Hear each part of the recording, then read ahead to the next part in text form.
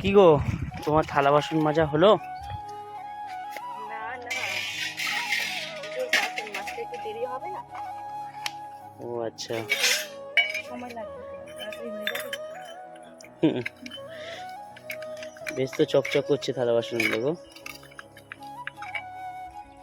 বললাম না, পুজোর বাসন একটু ভালো করে না মাজতে, একটু সময় দিয়ে চকচক না করলে ভালো লাগে না। ও তা পুকুরে চলে আসবে, কলে তো মাজতে পারতে গো। কলে ভালো লাগে না আমার।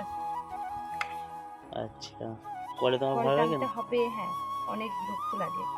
পুকুরে চলে আসলাম, এখন মাজবো আর ধুয়ে নেবো, তাড়াতাড়ি হয়ে যাবে সেই জন্য। ও, আর তোমার বৃহস্পতিবার দিন একটু দেরিই লাগে। হ্যাঁ, বৃহস্পতিবার দিনটা একটু দেরিই লাগে,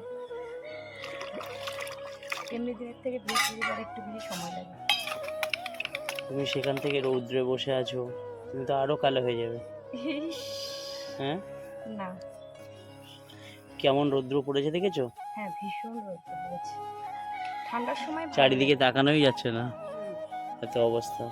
তার মানে রোদের তীব্রতা এত বেশি। ঠান্ডার সময় এখানে ভালো লাগে বসে বসে কাজ করতে, কিন্তু গরমের সময় ভালো লাগে না, মানে এখানে শুধু টানা রোদ লাগে না, সেই জন্য। ও আচ্ছা, ঘেমে গেছি আমি। আমি তো দেখেই তো তোমাকে বলছি তুমি ভীষণ ঘেমে গেছো, আর এত রৌদ্র সেখান থেকে মেজেই যাচ্ছ থালা বাসন। না মাজলে হবে। সব মাজা হয়ে গেছে কি? না, এখনো মাজা হয়নি, এবার মাজছি, সবে তোকে পাউডার লাগালাম। ঠিক আছে, তুমি মাজো,